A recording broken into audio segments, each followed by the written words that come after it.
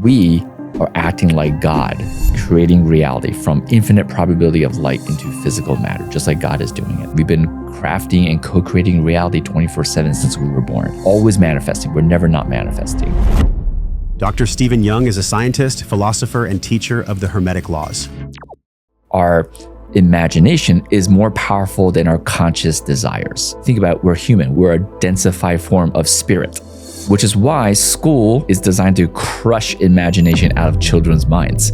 If there's one thing they can take away, is imagination, because it's one of our most powerful gifts. Our conscious imagery creates all of reality. When they're presented with the wisdom of the Hermetic system, what do people tend to potentially not be ready to hear? Alchemy is the complete harmony and merging of science and spirit. In alchemy, they talk about turning lead into gold. Many scientists, for example, Isaac Newton, Galileo, all the scientists were alchemists. They had to hide it because if they publicly say, hey, we do alchemy, the church would have just killed them. Wow. How can we turn our own lead into gold? How can we become our own alchemist? Well, how can I choose to truly harness this law of cause and effect so that I can, from my heart and soul, be at cause in my life and not only at the effect? In recent personal development space, I guess they would use the language of radical responsibility. And what they're really just speaking of is the law of cause and effect with a little bit of influence of law of correspondence, which means every moment of our life, this is the paradox. I've spoken about how God has divinely orchestrated every moment of our lives. Yeah. But so have us, right? That's the duality. It's like the infinite has orchestrated everything as well as the one.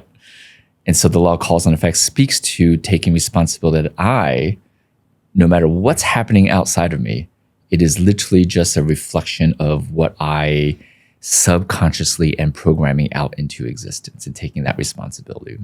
And so when I take the responsibility, I love words. I love etymology because baked into a lot of words is at times subversive meaning, which I'd love to go into it with you. Sure. But also a very empowering thing that words can be. I think words are prayer. When you say responsibility, what is your understanding of true responsibility as it relates to cause and effect? My context of it is we are a God self. And that every aspect, like every emotion that we have, every subconscious program, which is not thoughts, they're images and more nebulous knowings, as well as our thoughts, our egoic mind, all of that is working together to craft the entire universe. Forget what's happening in your life. You're literally influencing every molecule in the universe from your own consciousness, and I think, the responsibility, words are very limiting. We might have talked about how there was a time in human history where we communicated through telepathy, because that comes with feelings and vibrations and not just intellect that we have to unpack and then decode and interpret into our own narrative. And so if I were to speak without the word responsibility, I would say to vibrate the living knowing that you are an aspect of God co-creating all of reality moment to moment. No pressure on that. I find that fun, but I find that if I'm choosing not to be in the training of my own consciousness, then I can fall into the trap, essentially, of having to overachieve in order to glorify God or in order to live this incredible responsibility that I feel like I have. We did a prayer before we turned on the microphones. Yeah.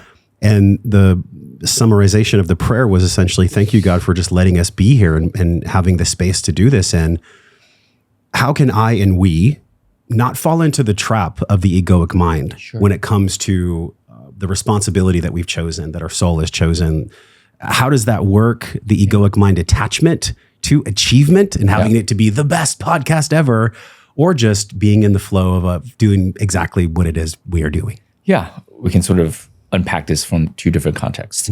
Let's use the drop in the ocean context, right? But essentially what you're saying is, as the drop, how do we not try to accumulate more drops to prove to the ocean that we matter? To prove, yes. Right. That word, yeah. And that completely dissolves when the drop also remembers it is the entire ocean.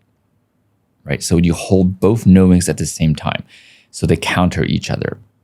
Right? I'll give a different context in terms of energy, right? A little bit of energy law polarity. So if this is the ego or one in I, and this is the zero or infinite God, when you embrace the full wave, everything harmonizes.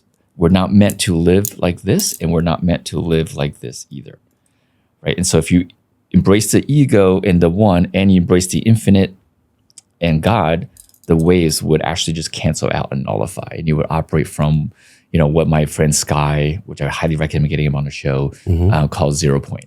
Right? It's like accessing pure source code of reality. Would this be the 0 point field of which you speak? Yeah. You had said something to me a few days ago. You said the big contextual difference between I, the ego, wants to be purposeful and on path, and God does everything with purpose. Can you unpack that? Sure.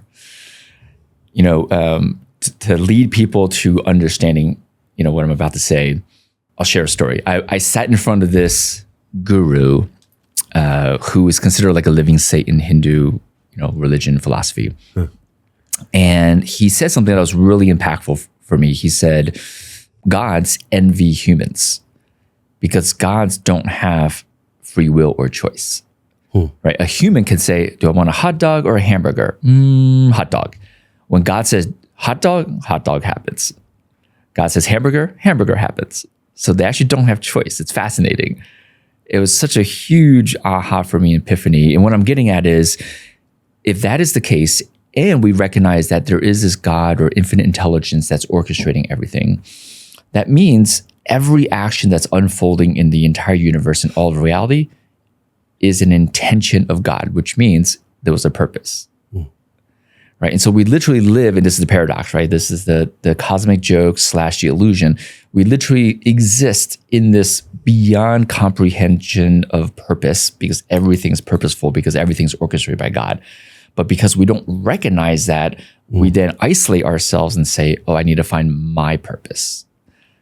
And so I think if we start to realize that we are an aspect of this grand design, grand energy, God, source, spirit, whatever you want to call it, it tends to dissolve that need in that, really illusion of what is my purpose. Could I replace need with desire and have it be a more integral, for lack of a better term, soulful purpose? In other words, if I don't need to prove myself, yet I'm choosing to have this beautiful desire to share our podcast with millions of people in the world just for the sake of the love that I want to bring, is that a more expanded viewpoint? And Absolutely. Would you put it in a different way? Absolutely. I've spoken a lot about when we produce or create, we want to make sure we check, am I producing from lack? Or am I producing from, there's a hole I need to fill, which is a lack? Or am I producing from wholeness?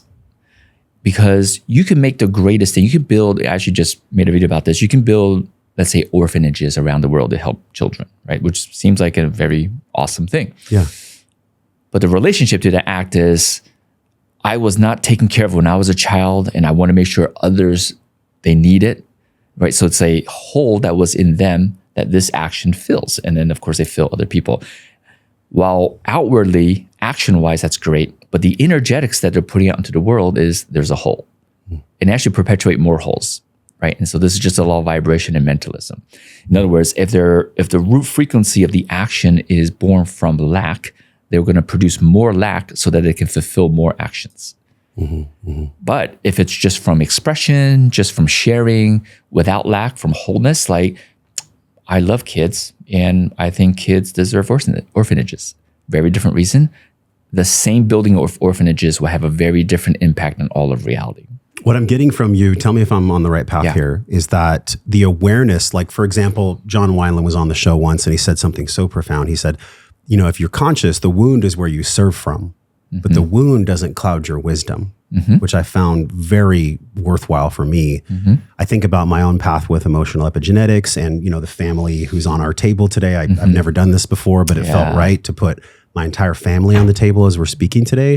Because essentially what I believe we're going through, and I'm curious how you feel about this, is we're coming to a point of consciousness where there seems to be a collective reckoning of honoring of our past for the exact painful gifts and beautiful gifts that it gave us. Yeah. Do you see that playing out in your life as well? 1,000 bazillion %. How so? How so? I mean, even just in February of this year, I was at this event co-facilitating. I think there were 12 of us facilitators with 50, 60 attendees. One of them was a Sufi master. It was incredible. And we're doing all these things, and everyone has their own specialty. One person's like connecting to angels. One person's doing subconscious stuff. Some people are doing like extractions of demons. Yeah, it was really fun, wild event. Yeah. But towards the end, he said, all this doesn't matter unless we honor, and he specifically said, actually honor our mothers. And so I've seen so many, and I think because that went into my consciousness, it's a cognitive bias. I'm going to start to notice more of that theme. Literally since February, so many things has been about just honoring what has happened. And if you think about it from an honoring perspective, and I've made videos about this, which is the current context says that our heightened emotional experiences are wounds. But what if they're not wounds? Like, we don't question calling them wounds. They're really heightened emotional experiences where I felt tremendous guilt, shame, fear, and all those things. But what if, the analogy that came to me visually was, it's like God giving you this like 50-pound box, right? And you're like, oh my God, this is heavy. And God's like, when you're 5, look, you're going to have to carry this. And at some point in the future, you're going to get to open this box. But for now, just carry it. And you're like, oh my God, this sucks. I got to carry this weight the whole time. But one day when you open it, you go, oh my God, this is greatest magical gift that turns you into an ultra wizard. I'm just making stuff up. It's no longer a wound. It's really just a gift that you didn't see. It was heavy to carry. And so that's just like a visual metaphor of energetics. We were given these dense energies, and those dense energies are meant to then expand in the moment in time that God intended to at some point for all of reality. That's a very different context than wounds and healing. For what purpose does God give us this dense box of gift? Yeah. For what purpose? Yeah. God, in infinite self, would want to experience everything in itself in infinite variations, right? Which means, what's an infinite variation? It means every octave of every frequency.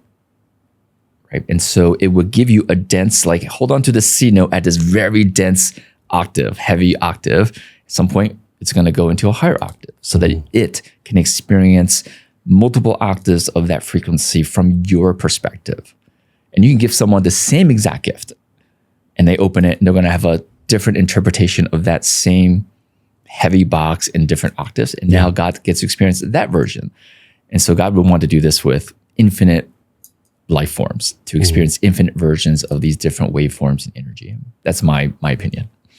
Somebody who watched our first episode would grok what you're saying. Someone who maybe is just watching us now, maybe a bit confused by that. I'm just feeling into their energy. Sure.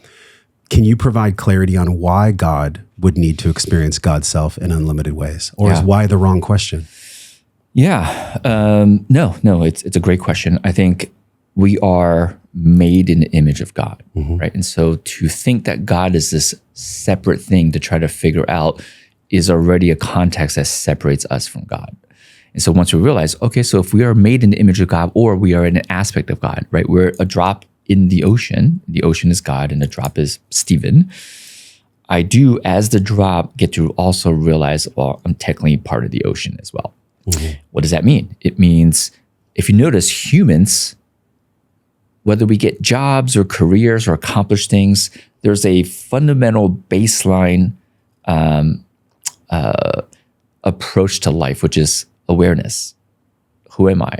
What am I? What's he doing? What's she doing? It's awareness.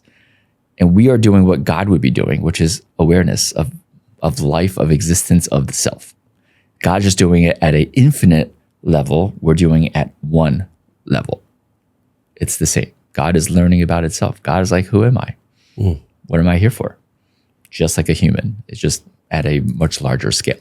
I've had many ceremonies where I remember clearly like banging my fist and being like, why, God, do you need to know yourself? And why is there suffering? And why does a school bus of children fall off a cliff? And why is there child trafficking? And why? You know what I got back? I got back this playful answer. It was almost like a feminine answer, but it actually had no gender. And it just said to me, you don't get to know. but not like a F you, but like a playful, like, my son, you don't get to know. Yeah. You don't get to know. Yeah. Have you ever had moments similar to that in your journey? For sure.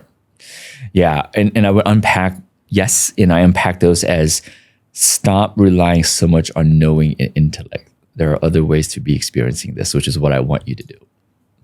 So you said something really profound recently on social media in regards to the law of polarity. Okay. You called it the grand cosmic joke, which I love. And we'll make sure we link it right here. You said many of your life's problems are actually coming from the intentions on the other side. Let's go deep into that. Please take your time unraveling this. This is very big. Sure. I have a firearm and I carry it with me. Yeah. And I've heard schools of thought that say, well, by having the firearm, you're attracting danger. And in my mind, I'm just doing the very best I can to be a father who protects his children. So can you explain what you mean by many of your life's problems are actually coming from the intentions on the other side? Yeah. There's another law that kind of governs this context of the law of polarity, which is the law of mentalism, which is having a gun is the action, right? That's a gun on you. Your relationship to why the gun is on you will dictate, of course, reality, right? Because you can have a gun on you, I'll exaggerate, because it looks sexy. You want to look sexy. I'm just making stuff up. That's not my come from. Yeah. Or you have the gun on you because you're like, that actually helps me feel powerful. Or you can have a gun on you for protection. And every one of those reasons will actually create a very different reality in your life. Same gun, right? And so I just want to make sure we call that out first. So now within the current context that you have of protecting your children, for sure. I've had this discussion with, I've used to treat patients for 20 years. When I meet parents, right? I think almost every parent that I remember wants to protect your children. And I remind them that when the child is 1, 2, 3, 4, 5, 6, they kind of need protection, right? Like they don't have they'll fall off the balcony. They fall off, right? They need protection. But I don't know, 7, 8, 9, 10, do they need protection? They definitely don't need protection when they're 30, 40, 50. But I've treated patients in their 60s and 70s that are still trying to protect their 40, 50-year-olds. And they end up having horrendous relationships, right? Because one, they don't realize they're putting their kids in, you have to put a thing that you want to protect in energetic danger for you to protect them. That is the other side of that spell. And especially when it comes to parents, specific subcontext of parent-child, that child doesn't want to be protected at some point because he goes, I can protect myself, right? And so there's a friction of energies there. And so, yeah, that is a huge, it's one of the most applicable use awareness of the law of polarity is the opposite of the intention that you have that is being manifested. And there's another more subtle one that's hidden, which is when people, for example, if I want to feel hot, I don't know, maybe I'm cool right now. I want to feel hot. Sometimes God, instead of giving you hot, will give you extreme cold. Because ultimately, it's not about getting warm. Ultimately, it's about experiencing the full energetic wave of extreme hot and extreme cold, right? The full energetic wave, the full experience, what I call the totality of reality. And so what I see when I take a step back in people's lives is they ask for here, like 8 units to the right, let's say that's hot, but they're getting 8 units to the left of cold, which is really the same, but they don't recognize it. And they're like, I'm not getting what I want. Because they don't recognize the cold is on the same polarity as the hot. And they think it's something different. They don't acknowledge that as, oh yeah, God actually is giving me something. How does the pendulum play into this? Because I would assume from my limited understanding that extreme cold would kind of burn, so it would be hot. But isn't it also a pendulum theory that you've spoken about before, where whether it's law of polarity or something else in your Hermetic understanding, why would extreme cold be the same as the other side? Yeah. There's a movie, it was an original old version of Punisher where the character, the Punisher, is trying to get a truth out of this villain, right? So he hangs him upside down and he lights like a blowtorch and he's behind him so the villain doesn't see him. He lights a blowtorch, like, you got to tell me the answer, I'm going to like blowtorch you. And then the guy wasn't telling the answer. So he on the other hand, he had an icicle pop, like ice pop, and he stuck it on his back. And the guy, because he heard the blowtorch, just thought he was getting burned, and he starts screaming out the answer. And so it's alluding to what you just said, extreme cold can feel and is exactly the same as extreme hot, right? Because it's just a mirror on the other side. And so, and literally, for example, if someone's slightly lonely, they're like, I want connection. When people ask for connection, how many people do we know that ask for connection that actually ends up having, I don't know, the spiritual term would be a dark night of the soul where everything falls apart and they're actually even more lonely? Yeah. That's a great example of they ask for connection and God's like, oh, you want to feel what connection feels like? I'll just have you feel extreme loneliness. And now when you feel extreme loneliness, where you were was already connection. It gives you the wisdom. So by experiencing the opposite of what one is vocally desiring or holding on to, in other words, they're holding on to this desire with white fist. Yes. The intention of God is to bring the opposite for the wisdom to come through. The intention of God is to have you experience the full polarity, the full swing, so that you get off of it. But if you're constantly only saying, I want to go forward on the swing, God keeps pushing you back. Be like, no, you get to swing the full swing. You're constantly stuck on the swing. God just wants you to get off the swing. It's like, in the Hermetic stores talk about like, we're like a child at a playground, 100 different swings. I mean, there's technically infinite. We pretend that's 100. And they're all different stories and identities. And we're meant to swing, strong, weak, brave, fearful. My mom sucks. My mom is amazing. Right. And so, and once we do the full swing, we go, oh, I get what the full polarity and perception of these opposite sides are like, then you get off the swing because it's boring. But if you get on the swing, you go strong, strong, strong. You never allow yourself to feel weak because you've been told that's bad. You're stuck on it. Yes.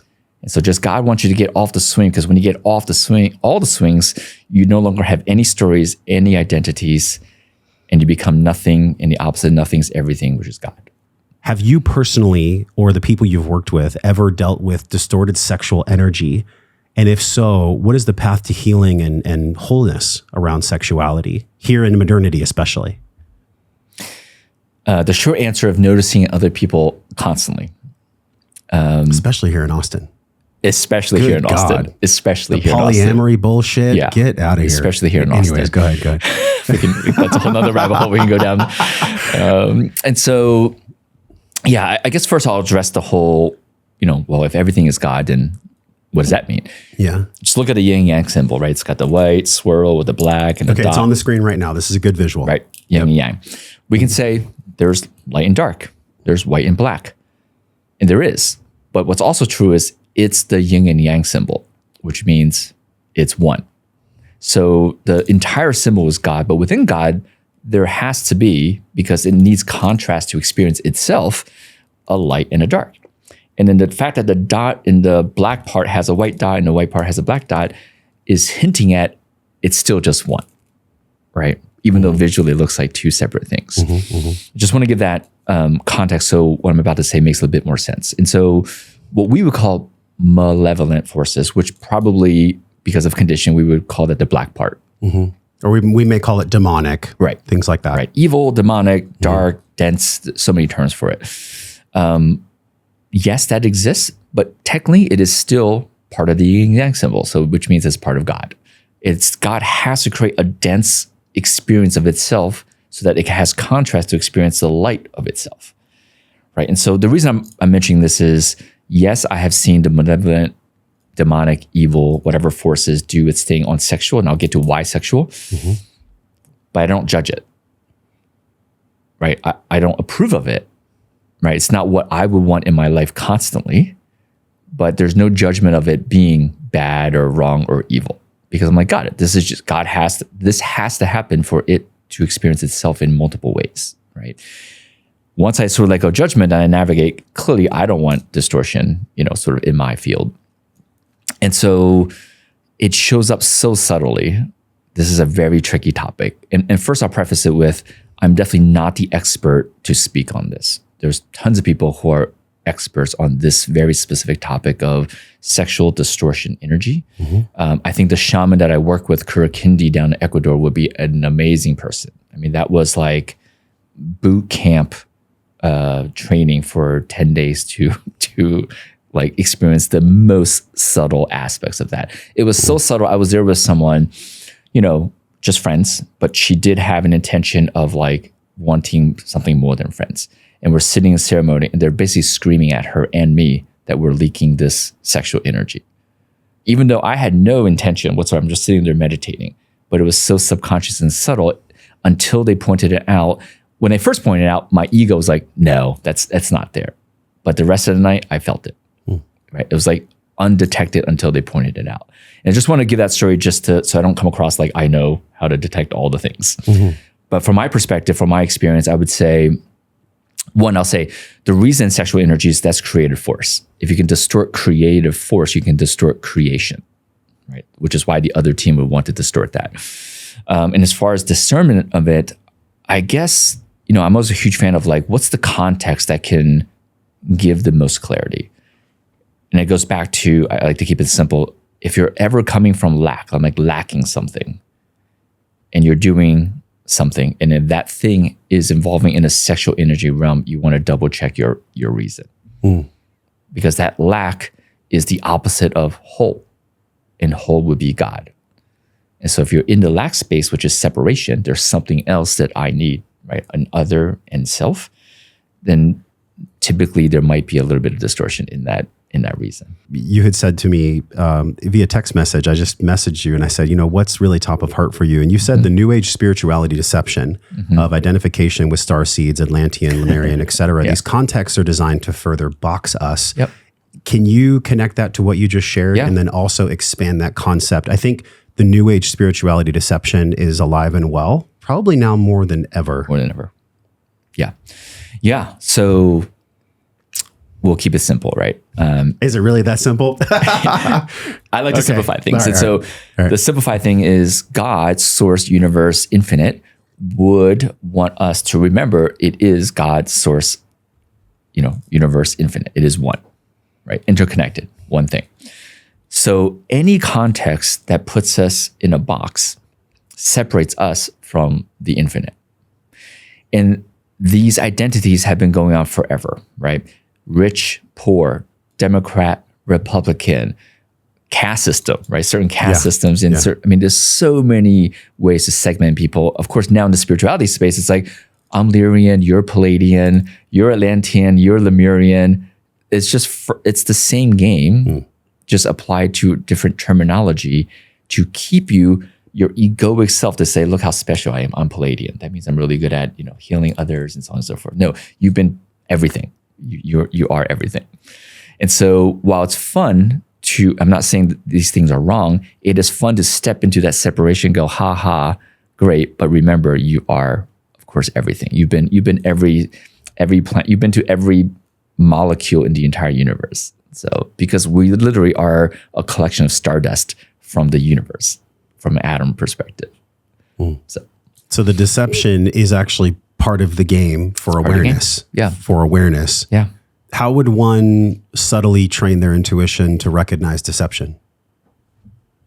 To play the game better, not to be in a box of their own. That's a great question. I would say, again, first I'll contextualize, deception doesn't mean wrong or bad either, right?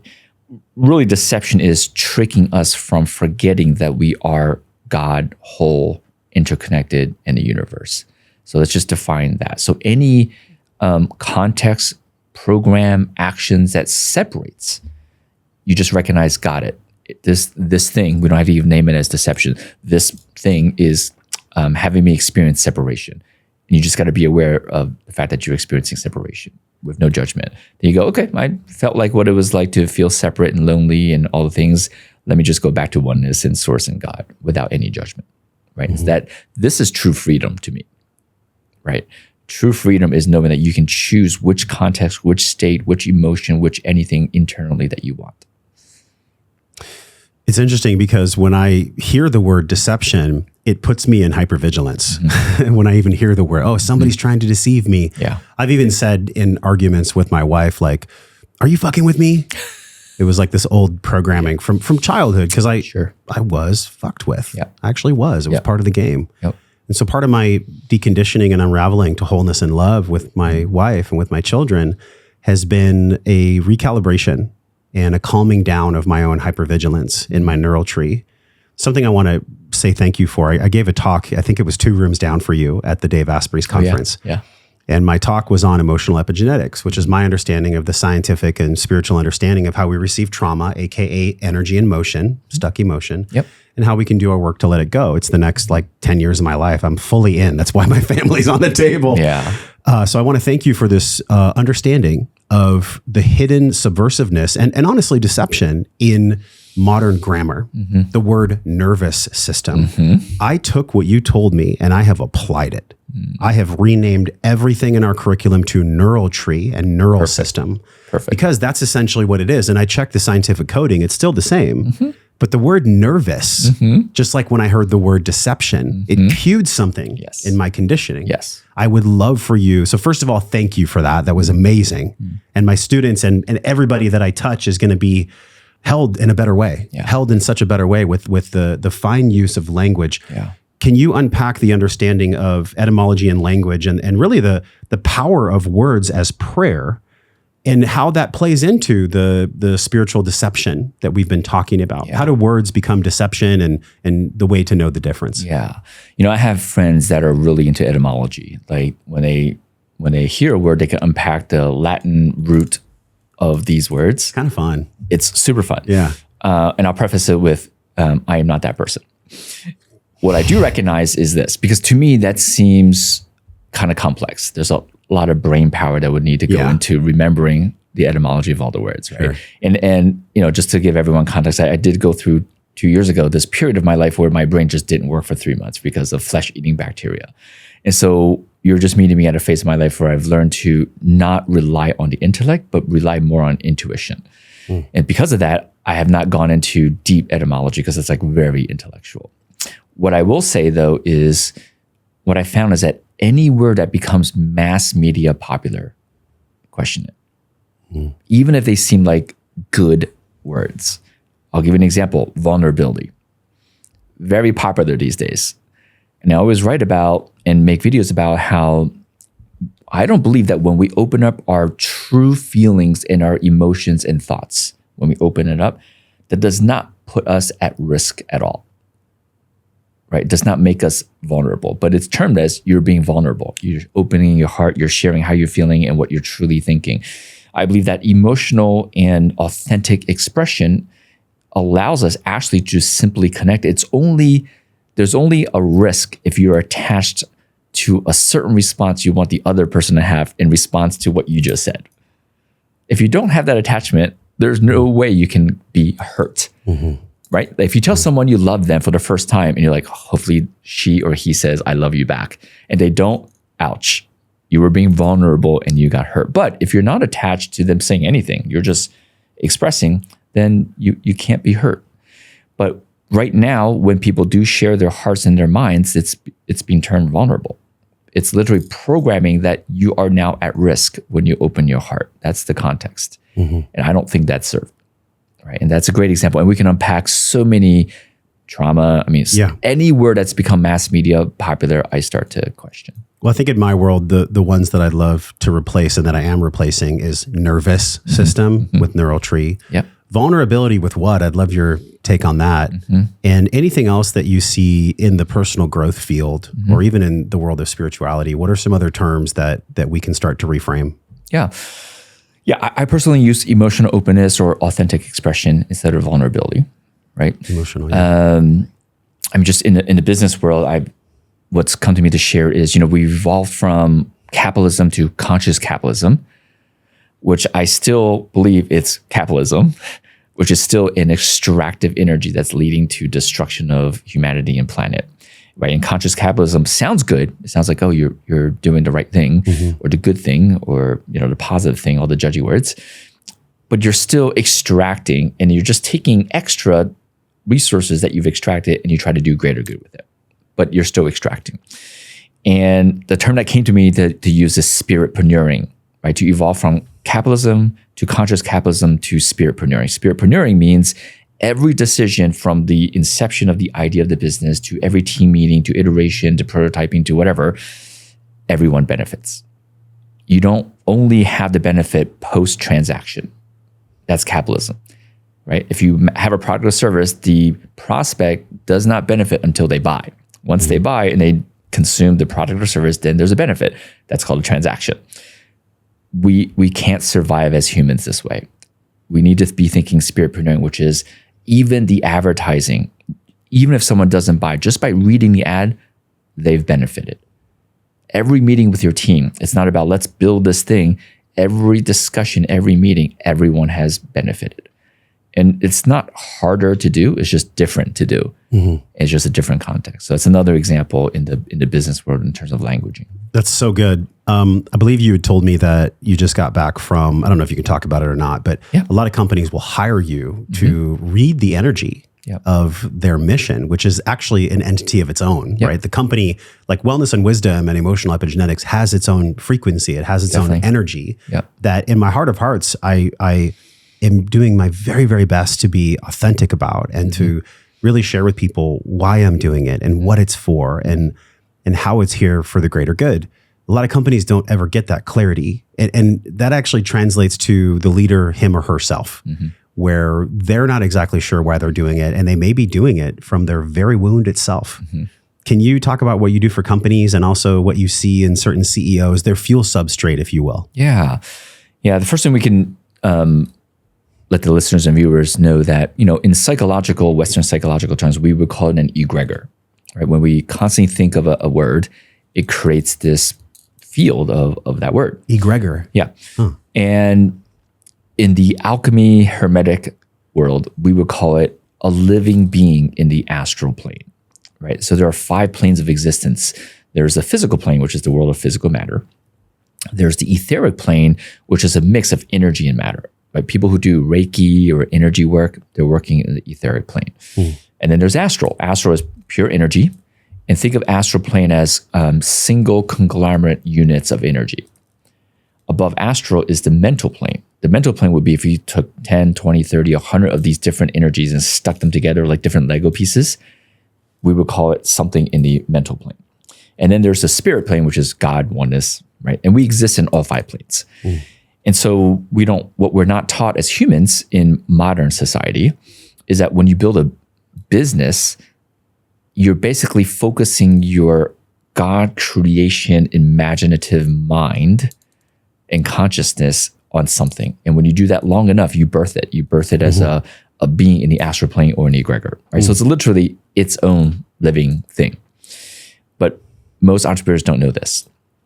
And most entrepreneurs, once they hear this, they go, oh, okay, so the living thing is based on our mission, right? Our mission is to plant 1,000 trees or do greater good for the environment. No, that's not what's went into programming. That is your thinking egoic mind of what you want the business to do. What went into the energetics of this being in the astral plane, which goes back to how did you feel and what was the reason of why you created a business? This is huge. Right, I'll give you an example. I worked with a very large organization, and it was founded on activism, which is fight and protect. Right, and while they fought and protected millions of acres of indigenous lands around the world, they recognized that frequency, that way of being, that vibration no longer serves now. Right, it's just leading to a path of humanity that we currently don't want. And they know that the new way or new frequency is love, oneness. And so we spent a few days recoding the energetics, getting the founders, the core team together, and getting all of their internal subconscious deep frequencies to recode, right, to override, to literally change the code of the organization. And then what they saw was that the following month, they raised more money that month than any previous year combined, right? And the reason I'd like to share that example is the future wants to and is going to happen. And when I say the future, that varies, right? Depends upon who's listening and what their context of the future. But the future wants to happen. So any listener or viewer that wants this utopic, awesome, thriving future, it wants to happen. It just needs you to live as that now. We are programmed, we need to do A to get to B. We're not programmed, you just live as B and B happens. And so anytime that we have a business or a family or whatever, you're like, oh, there's some problems and all the things, you just go, okay, what is the future frequency way of showing up and living? How do I live as that now? Right. And so that's, I've worked with a lot of businesses. There's one business, and since they don't want me to say the name, they now, prior to their weekly team meetings, they actually connect with the astral being of their business and ask what it wants. And it has a voice, equal voice, just like a team member. That is awesome. I'm guessing that's not on Wall Street. Not on Wall Street. No. That would change the whole system if Wall Street did that. Yeah. Wow, so profound. Oh my gosh, there's some codes in there. It's on the screen right now, joshtrent.com/hermetics. Yeah. This course has changed my life. Yeah. I literally go through it. I went through it this morning. We've had hundreds and hundreds of people from our audience absorb this wisdom. It actually tactically, tangibly, viscerally will change someone's life if they engage with your work. I wholeheartedly mean that. It's been just a profound experience to get through the simplification of the Hermetic system, because everything that people need is there. I mean, I think you said you built it in one night. Yeah. And you just set up a camera with no notes and it just downloaded. Can you talk about that? Yeah. About 2 years ago at 11 p.m., at the time, the apartment I had, I'd set up like a permanent green screen with a camera because I was making a lot of content. Literally getting ready to go to bed. The instructions, which I've had since I was 5 and I've committed to listen to it, it said, go and make this course. So it's like, okay, so I got on a shirt that you'll see that I wear in all the videos, that shirt. And for 4.5 hours straight, I talked out the course, one take. And I just sent that into a video guy that put it into the things and it was done.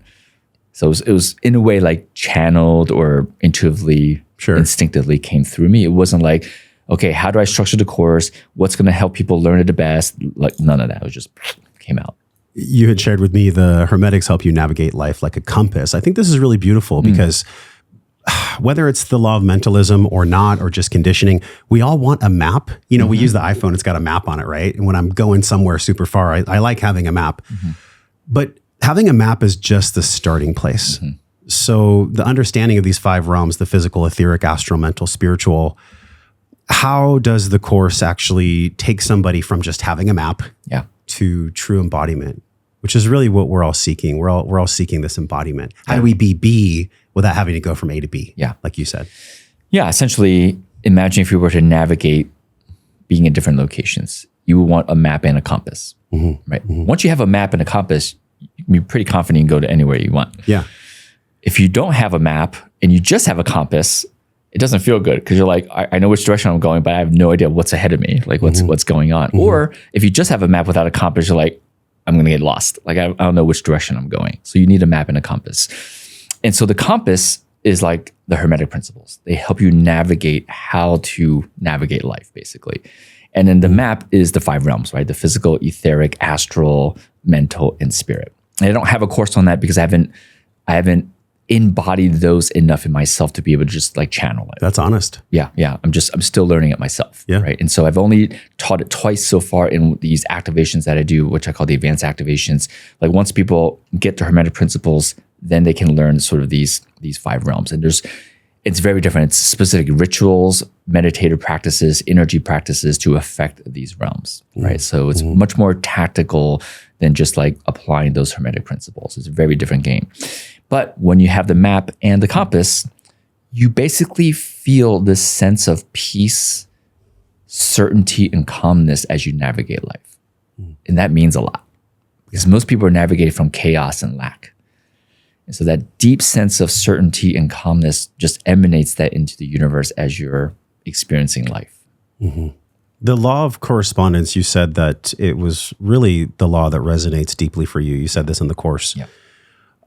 How so and why does it resonate so deeply with you, this law of correspondence? Sure. I always say it's my favorite law. As I feel into it, it's probably because, so no judgment, my mom is the epitome of the victim mode. She's like the ultimate mirror victim. And as I reflect on my life when I was young, like I used to fight with my brother and I'd be like, he's being mean, he's a a-hole. It was victim. It's basically blaming others and how they're treating me. And probably the reason why I like the law of correspondence the most is it flips the script, right? So I spent so much of my life on the victim side that now I'm enjoying the other side, which is, oh no, I've created everything, right? And so the law of correspondence really encompasses you've created everything. So that's probably why it's my favorite, because it's the contrast to my childhood.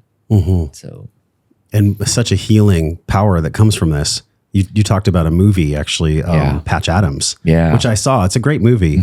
Can you talk about the fingers that the main character held up and how that relates to correspondence? Scene. Yeah. So, in the movie, Robin Williams, who plays Patch Adams, which I got to meet a few years ago, awesome human. And he's in this insane asylum where his sort of mentor, benefactor, right, which has given him land to build the hospital and all the things. And then this guy is in a mental ward, so everyone thinks he's crazy, but he's really not. He holds up 4 fingers to Patch and says, how many fingers do you see? Because Patch is asking him questions for him to get clarity. He's like, how many fingers do you see? He's like, 4. And he's like, no, that's not how many. How many fingers do you really see? And after a while, what the camera did was it zoomed past the fingers, and the fingers, if you held up 4 fingers in front of you and you looked 3 feet beyond your fingers, you would see 8, right? Because your eyes would cross. And so what the guy was getting at is when you look at the actual thing, which is why I would say the thing is never the thing, you'll never get clarity. You got to look past it, beyond it, the meta, right? So when you look beyond it, the thing isn't the thing. And that's what that scene shows. And it touches on the particle and the wave. One of the movies I've quoted more than Finding Joe, which is one of my favorite documentaries, has been What the Bleep Do We Know, where they did the double-slit experiment. It's on the screen right now, the particle and the wave, for y'all to absorb. Can you walk us through how this has impacted your understanding of the hermetics, or maybe vice versa? Yeah. I definitely came across What the Bleep Do We Know prior to hermetics. And when I learned hermetics, the story that I made was, the double-slit experiment is just proving in my mind some of the hermetic principles, right? Law of correspondence, law of mentalism, law of vibration, and law of cause and effect. And so, I sort of cite that study, the double-slit experiment, all the time, right? Because it literally shows it's the irony of our consciousness is affecting the infinite probability of waves of light into physical matter. And in the study, it doesn't talk about it, but if we were to apply the law of correspondence, it's not just random particle matter. It's particles in an orientation that exactly matches your subconscious, which is the law of correspondence, right? And we're doing this to all of reality. And that's how powerful we are. And yet we try to become in a spirituality space, like, I'm going to step into my power. Right. No, you've been beyond powerful your whole life. Right. And so it's just this paradox of we've been programmed to think that we're small in all the things, but in reality, we were made in the image of God. We've been crafting and co-creating reality 24/7 since we were born, always manifesting. We're never not manifesting. That's why I laugh at all the things that talk about let's manifest. Really the language ideally would be, let's align your conscious egoic desires with your subconscious programming. That's really what it is, right? Because if you have things in your life that you don't have that you want to manifest, it's because your subconscious is manifesting those things that you don't have, that you don't want. And it's really about an alignment, a merging of the one, the ego, with the infinite, the subconscious. It goes back to the same game. On a scientific level, it's fascinating because when something is observed, it changes the relationship between the particle and the wave. So somebody who might be more, I guess you could say, left-brained or analytical, they can really grok this. This is a good one. Can you share about the scientific findings of the particle and the wave when it's observed? This is really important. Yeah, you literally in real time change the behavior of that wave / particle. Right? Just by observing it. Just by observing it. Just your conscious awareness of it, you're literally collapsing in an experiment, right? When no one was observing, the particles or the photons that they shot out were waves. But when measured, it became particles, right? And so that tells us that our consciousness, one way to conceptualize it is our conscious awareness slows down vibrations enough so it changes from waveform to solid, right? We densify it. And it totally makes sense because if you think about it, we're human. We're a densified form of spirit. So, of course, our densified form, our eyes and our brain and our consciousness, when it pays attention to something, we would have that effect. We would densify, right? And in that moment, there's a even bigger meta. We are acting like God, creating reality from infinite probability of light into physical matter, just like God is doing it. We're doing it 24/7. That's like the big aha. It's a pretty big one. Yeah. And if people want to go deep in that, we have that in the show notes. I whether it's law of mentalism or not, I was going deep into real or imagination. And there was an article on Quanta Magazine that talked about, how does your brain tell the difference between imagination and reality? And they found that it was the same.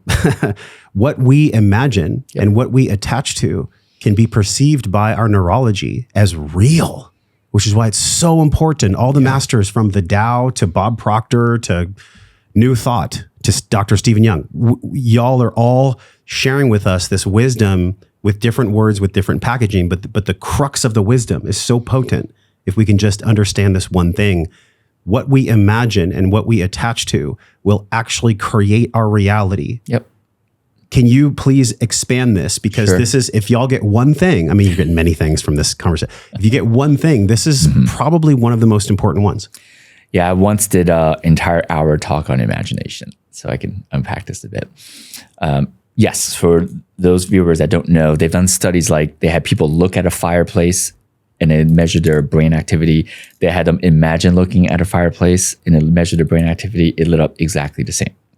And I recently I read a great study where, I forget the guy's name, but he basically had a group of students and he said, this week, set the mental intention to not climb any ladders. Like, don't climb any ladders. Like, that was the mental egoic thinking mind. But each night, imagine that you climb ladders. And the majority of the students, coincidentally, that week had to climb a ladder. Right? And so it's such a great example of how our imagination actually is more powerful than our conscious desires, which is why school and schooling is designed to crush imagination out of children's minds, because it's designed to enslave humanity to be obedient factory workers, not creative, reality-changing, enlightened beings. And the thing, if there's one thing they can take away, is imagination, because it's one of our most powerful gifts, right? Because if we simply just delete that word and we use something like our conscious imagery creates all of reality, that changes everything, because that's what's actually happening, especially when we imagine, because we don't imagine sentences, we imagine pictures and scenes, which is our subconscious, right? And so we're literally, as we imagine, we're programming our subconscious, which, as a reminder, can process between 200 million to 400 billion bits per second, whereas our story, meaning-making, sentence mind can only process between 8 to 20. So that's the power of our conscious imagery abilities. And you're, in your own unique wisdom, you're reciting something that we'll have this on the screen for everybody to talk about with us in our group. Go to liberatedlife.com right now. We're talking about this. This was a study from 1910 that was switched on to exactly what you are describing. It was called an experimental study of imagination. In 1910, the study of the psychologist Mary Cheeves, Wes Perky, found that when our perceptions match what we're imagining, we assume that their inputs are imaginary. This is so profound. So whether it's you right now in this moment, or touching back to a lot of the teachings and many, I guess you could say, religious ideologies, they're doing their best. But the part that's, I think, really, it has waves of grief and sadness for me when I really feel into it. The imagination of religion, which is really, if you look at the etymology, I've heard that religion goes back to a Latin word that means division. I don't know if that's true or not, but I could see that potentially being true. There's been this illusionary bifurcated war between science and spirit for so long. Kind of the deception that we've spoken about already. At this table, there is room for all. There is room for science. There is room for spirit. There is room for God. I wish God is right here. God's here, pulled up a chair with us, co-creating this with us. Have you seen this on a grand scale? If you go very meta, 30,000 feet in the sky, this illusionary bifurcation between science and spirituality. To me, it is an ultimate sham. It is a big hoodwink. They are one and the same. But yet so many people grapple with this because of what we went through with the COVID theater. You know, trust the science, white knuckle, trust the science. Can you give us clarity on this? Yeah, we can trace back it was the church that basically divided science and spirit, because prior to the church, the alchemists, alchemy is the complete harmony and merging of science and spirit, right? In alchemy, they talk about turning lead into gold, and there's many scientists who have tried to actually turn lead into gold and have failed. But there are certain alchemists who documented, 3 of them, that were able to actually turn lead into gold. But in that process, what they realized was that it's not about the physical, measurable experiment you're doing with the materials and the processes that turns lead into gold. You can do exactly the mapped out formula to do that. But if your internal self, if you have not turned your internal lead into gold, right?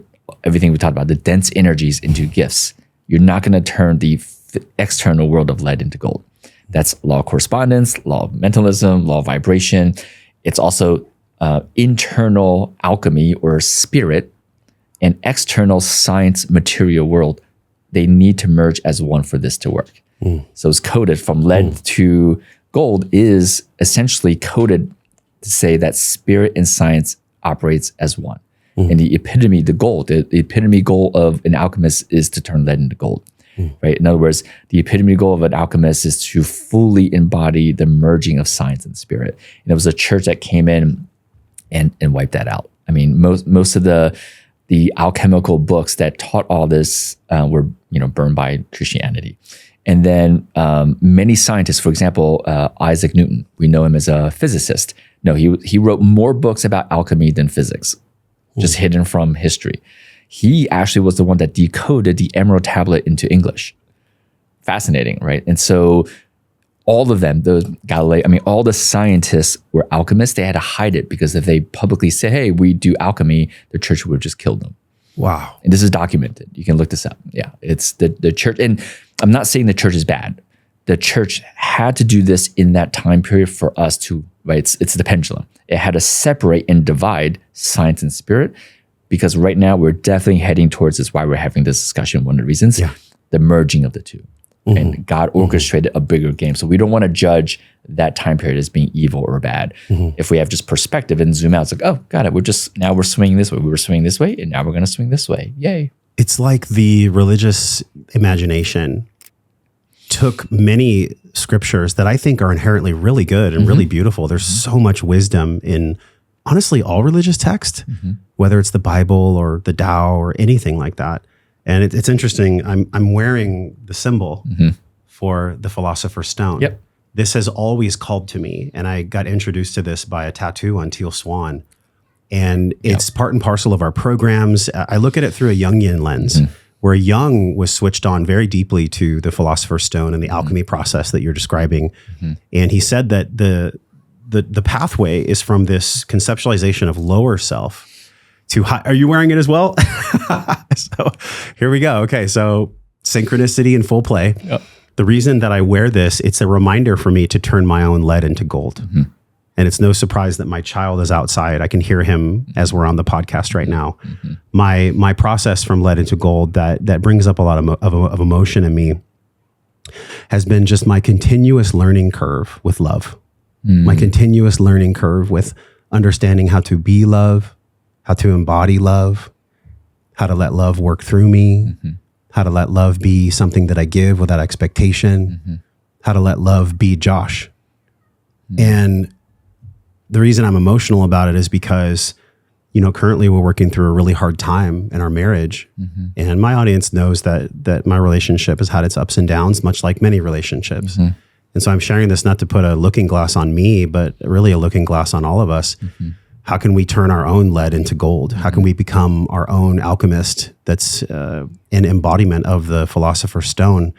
Have you studied Jung at all? And how is Jung and his concept of the Philosopher's Stone and the alchemization process from lower self to higher self? Also having pure, awareness and grace for our current self, not judging current self. How has Jung's work or certain philosophers like Jung impacted you and your understanding of your own life? Yeah. I started off reading his work and other authors that talk about the subconscious mind. That was when I started when I was 16. But what I found is that those hermetic principles can trump a lot of those teachings. Interesting. Yeah. One way to describe it is those teachings, I'm also a huge fan of like identifying the first domino. If you knock the first domino down, the 100 dominoes downstream goes. Yes. The way I would describe it is hermetics allows you to push the first domino.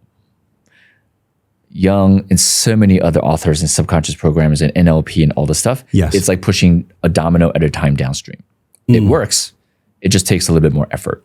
But if you go all the way upstream and you push that first one, I found that everything downstream goes. So I do want to offer that. And so, yeah, I mean, I'm a huge fan of just in general what he says, which is, if you're not in full communion with your subconscious, you will always be a slave to it. Right. And so one of our work is to recognize our subconscious self. And if we apply it to relationships, I know for me, consistently, my lesson personal is whenever I get upset with a partner or with anyone, I actually track how long does it take me to get from upset back to love. And I consistently work on shortening that duration and keep it simple. Because if you can shorten that duration to a second, life is pretty amazing. I'm definitely not at a second. I think just in the last 2 years, I would say I've transitioned from 3 to 4 days to recently 3 to 4 hours. And so, yeah. And so my goal really is 3 to 4 seconds, but we'll work on that. How have you shortened this curve? What does the work look like and feel like for that? Yeah. I will attribute most of that to Sarah, right? Current partner. She's the only partner I've ever had where I could be like, get the F out, like screaming at the top of my lungs. I'm so irritated. And she would just stare at me and say, I love you. And so when I met with that, wow, it's a lot easier to be like, got it. Yeah. I'm in this container of love. And even I intellectually know this, but the emotions, the somatic, right, needs time to like move the energy. Yeah. So it's a few hours. And then, earlier we did have a little, before I came here, like this morning, we had a little bit of a friction. And then an hour later, I was like, sorry, I was being a dick. Yeah. Yeah. So. Wow. It's like the extreme hot and extreme cold you were speaking about earlier. Yeah. And look, I don't care if it's for relationships, for manifestation, for embodying love, for just being a good human. Like these Hermetic law, I've been podcasting for 10 years, almost 900 episodes. Yeah. Wow. And when I've come across your work, this is not to inflate your ego. This has made, along with about 4 or 5 other things, the most significant impact in my understanding of Josh and of love and of God, hands down, compared to anything. And so I'm grateful for you that you're teaching this. And I wonder from, a place of curiosity, what do people tend to either gloss over about the Hermetics, or when they're presented with the wisdom of the Hermetic system, what could they potentially not be ready to hear? That's a great question. You're so good with the questions. Well, over the last 2 years, I've received hundreds of emails, unsolicited emails from people who have gone through the course, and some of them have gone through multiple times. And one thing I will say, consistently I get, the first time was wow, the second time was like 5 times more wow, the third time was like 20 times more wow. Because they're starting to embody it. Yeah. Yeah. Because there's the teachings, the way I speak them in channel, there's like many layers, and it'll just meet you at your current layer of understanding. And once you sort of progress through that, you'll have another deeper layer of understanding. Another unintended effect, before I get to answer, is I've had a few people where they went through with their partners, and not just romantic partners, sometimes with their business partners, they're like, it completely changed their relationship together, right? So there's that. And then as far as what would people potentially gloss over, I would say some of the more advanced practices, especially the one where you write down an identity or story and you write the opposite, that one tends to be glossed over. The reason is it is the most revealing of your shadow and ego and hidden side of you. And so for some people, there might be a subconscious program that says, I'm not quite ready for that right now. And that's okay. Right. And so you just give it time. And so that I would say, really give that section, the writing the opposite story and writing the benefits of that, like giving that practice a deep, devotion. Yeah. I wonder if I'm blanking on her name right now, but she has the 4 questions. Maybe you're aware of what I'm saying.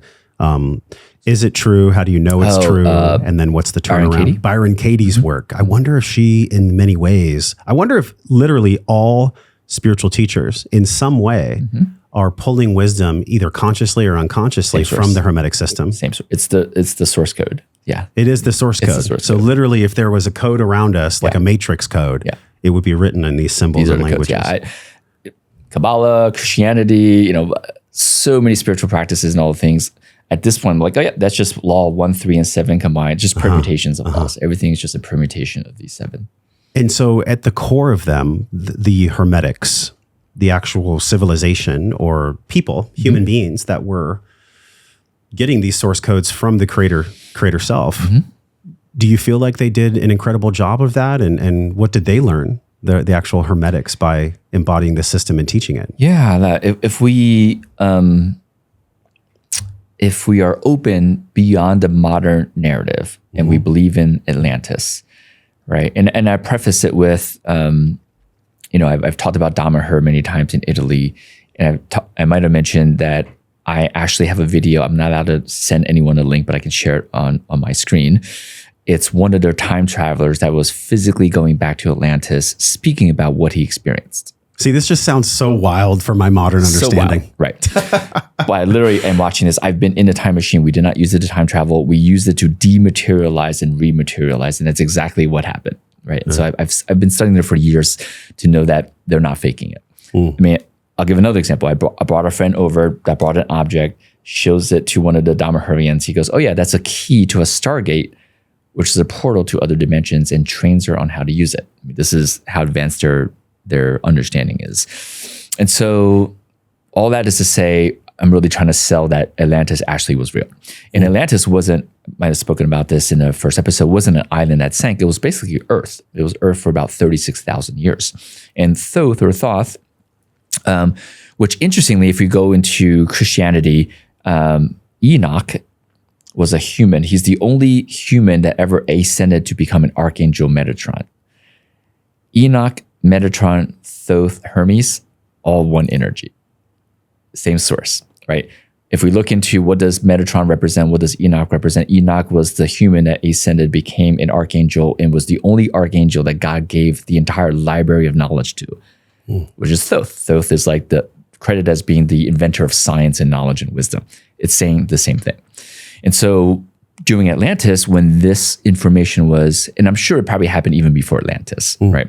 But during Atlantis, for 36,000 years, humanity lived in complete harmony with dimensional beings, extraterrestrials, all life forms on the planet, and they communicated telepathically, right? Because they knew that words were very limiting. Words are a very primitive way, and they use symbols, telepathy and symbols.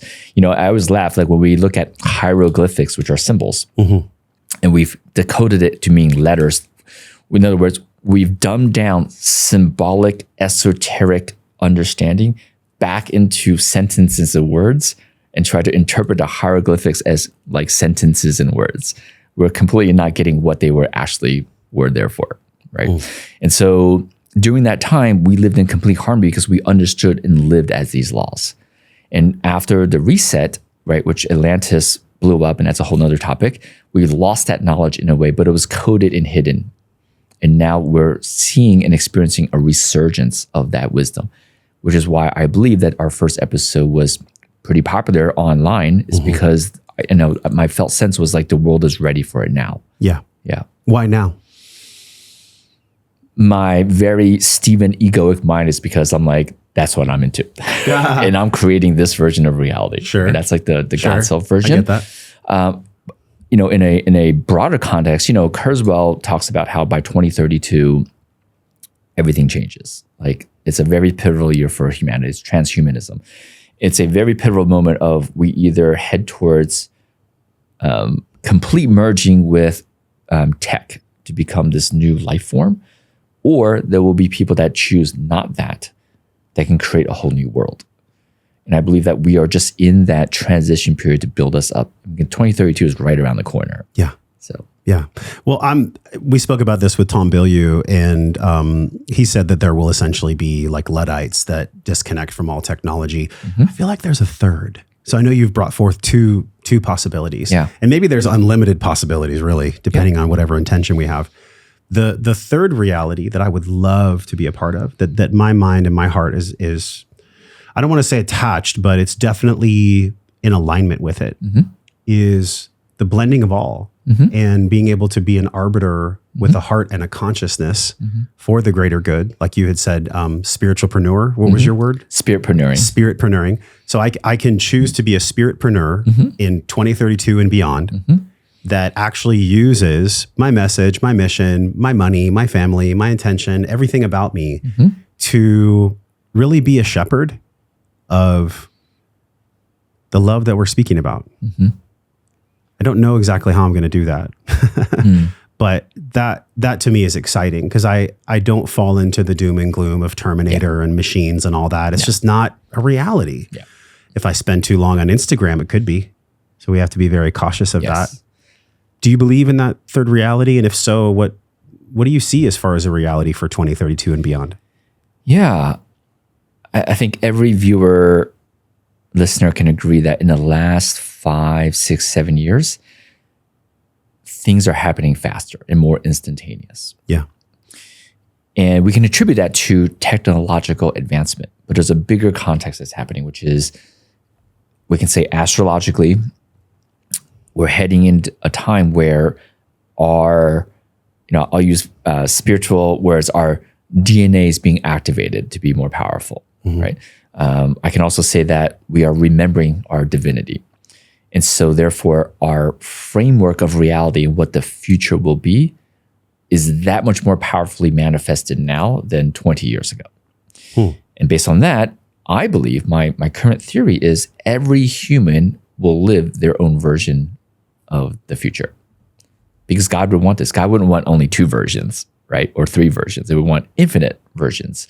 And so this is where it's really important what you're allowing into your consciousness. Because if you're constantly allowing doom and gloom stuff, even though you don't want doom and gloom, right? It's like the study that says, make sure every day you say, I don't want to climb a ladder, but you imagine climbing a ladder. You're consuming it. Guess what happens? You're going to climb a ladder.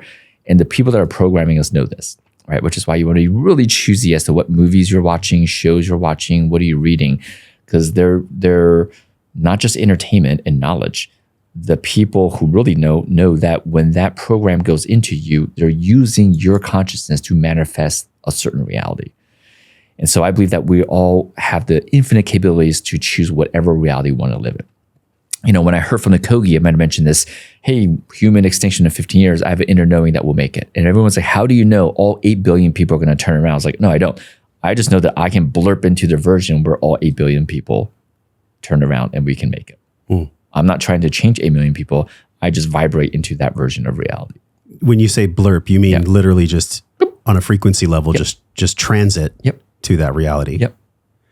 So this is fascinating. So then if we align ourselves with the greater good and some of the concepts you've brought forth, just from awareness and not even saying hardcore judgment, just from awareness and empowerment, you had said the people that know they can control by imprinting and by transmitting and using our consciousness to serve their good.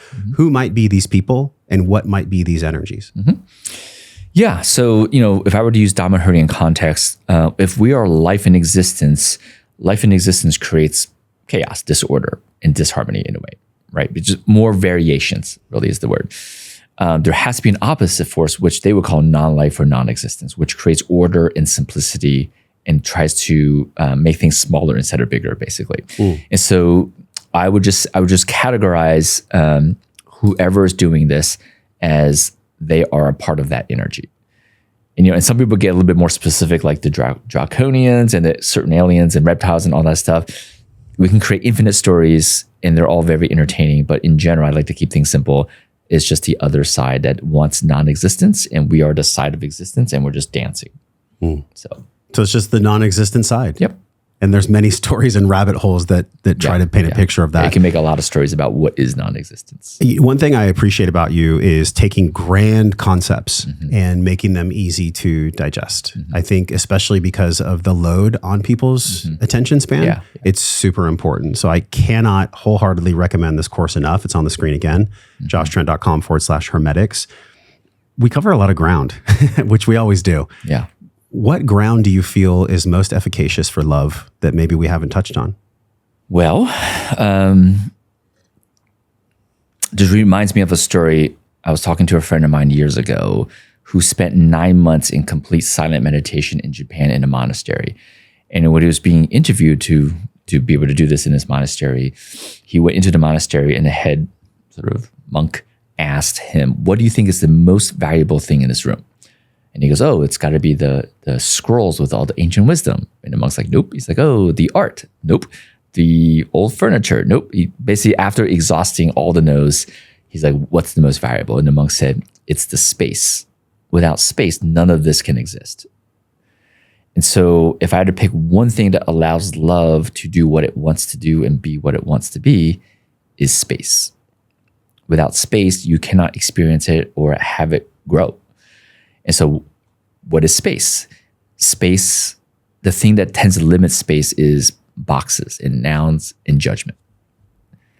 And so you want to be really choosy as to, are you using nouns and which nouns? If not, get rid of nouns. If you notice, when I said the evolution from capitalism to conscious capitalism wasn't to spiritpreneur, it was spiritpreneuring, right? Because spiritpreneur is a box, it's a noun, right? Because technically you are a divine being currently named Josh, you can be spiritpreneuring. But once you say, "I am a spiritpreneur," you're now in that context, right? You're not this divine being anymore. And so really just recognizing our languaging, our use of nouns, that's a box. Judgment is a box, right? If you feel anger or you feel anything other than love and you judge it, you're literally creating less space for love to come in and love that. Right? So you want to let go of judgment. Allow yourself to feel the grief, the anger, the shame, all of it. Love it all, right? Give yourself full permission to fully feel it. This is very David Hawkins, right? Letting go. Like you fully magnify that feeling. Whereas we've been taught to, what can we do to fix it and get rid of it? He's like, no, you lean into it, right? And so leaning into it and loving yourself for even feeling that gives yourself space for the love to come in. That's so good. On the screen right now, y'all, is this chart that I'm showing to Dr. Stephen. And I knew we were going to talk about this, so that's why I had it up. You'll notice at the very top, the frequency rate to be absolute self, which I believe is, I came across some new research and content on the power of authentic self, which is essentially what maybe the non-existent forces or the dead forces want to steal from us. I heard Greg Braden on Joe Rogan say recently that his definition of evil is that which wants to take away our humanness, that which wants to take away our creativity, our compassion, our connection, our heart, our love. And so if we're operating from these lower paradigms, we're essentially in purgatory. We are stuck in blame and shame and grief and apathy. Yet the paradox is that if we don't feel those emotions, we cannot ascend. It's such an interesting game. Can you give us any wisdom on the Hawkins scale and the essential purgatory versus the ascension process before we say goodbye? To me, one of the most important ahas of Hawkins's scale has to do with, the 200 being the cutoff point, right? 200 and from 200 to 1,000, you exist in truth. 199 and below, you exist in the absence of truth. And 200 is courage. Courage. And the big aha is desires 125 on that scale. Right. And so I think, to me, I've spoken so many times about this in various ways, which is why we meet so many people that have desires, get the desires, and they don't feel any additional fulfillment or happiness because it's existing in 125. And so really the most applicable everyday use of the Hawkins scale for everyone that I recommend is come from a place of knowing, which is 400. There's a difference between I want coffee versus I know I'm going to have a coffee. I want a Porsche versus no, I'm meant to have a Porsche. So on and so forth. And so just literally that slight change immediately changes everything from 125, which is absence of truth, to 400. Oh, this is so good. Okay, we can't end yet. I'm having way too much fun. So in my understanding, on the screen right now, which we've showed many times, is the wellness pentagon. And so at the bottom is physical, the walls are mental, emotional, and the top is financial and spiritual, which probably actually interrelate to the words in the hermetics that you mentioned, the 5 domains of the hermetics. I think they're actually interoperable perfectly.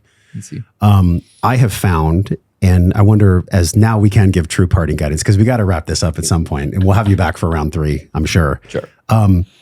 When I go to nourish one of the 5 sides of self, or in the hermetic system, when I go to be aware or increase my consciousness on one of the 5 domains, what I have found comes up for me is my stories that I've created as to why I can't nourish them. And what's been really revealing is they're my stories. They're not actually real. They're just passed down to me intergenerationally, epigenetically, that turns off and on my DNA of understanding as to how I can embody love or not. Yeah. Do you believe what I'm sharing with you is your own reality, or do you have a different way to describe it? No, I'm a huge fan of realizing that everything that we've ever made sense of is just a story. And that story, interestingly, the opposite of that story must be true, but our cognitive biases prevents us from seeing the opposite story. And so this is why I alluded to when you said, what's the aspect of the course that people may tend to gloss over? It's writing the opposite story, because we're so attached to that person's an a-hole or this that story, because it fulfills an identity and all the feelings that it justifies our reactions. It's tough. It's tough for your ego to be like, oh wait, that's not true. The other is true. But when you start to write the opposite story and you force your consciousness to write 10 things that prove that, just, a lot of Byron Katie's work, it's powerful. It's why it's so powerful. She's just leveraging that law of polarity and mentalism. So it seems like the way for identity transformation is actually to look at the other story and to embody the other story. Yeah. It's one of the most powerful practices. Well, thank you so much for being my guest again. This is so rich. Yeah. And I could talk to you for a long time, because all of this stuff is my own journey. It's all of our journey too. Yeah. I mean, otherwise y'all wouldn't be with us. We're all kind of learning, fumbling forward together. I say we're all humaning. We're humaning. And no one's ahead or behind. We're just having our unique humaning experience that we get to share. My goal is that this podcast gets shared as much as it's supposed to be shared. So share this podcast if you feel like it's worthy. I know in my heart and soul that it is. It's on the screen right now again, joshtrent.com/hermetics. It's changed my life. It's changed hundreds, thousands of people's lives in our ecosphere. And thank you so much for the discount. Creating this and being like you said, spiritpreneuring is so special. So the code is Josh33. You can get a generous discount on the program. And please share with us, liberatedlife.com, as to how is this playing out for you? What can we support each other as we go through this identity transformation? That's really, without community, without support from others, without this conversation and it being shared, no change happens, because nothing changes. Yeah, I would so appreciate people sharing. I was just with a group of people that came to this live experience, some of them from the episode and some of them from other videos.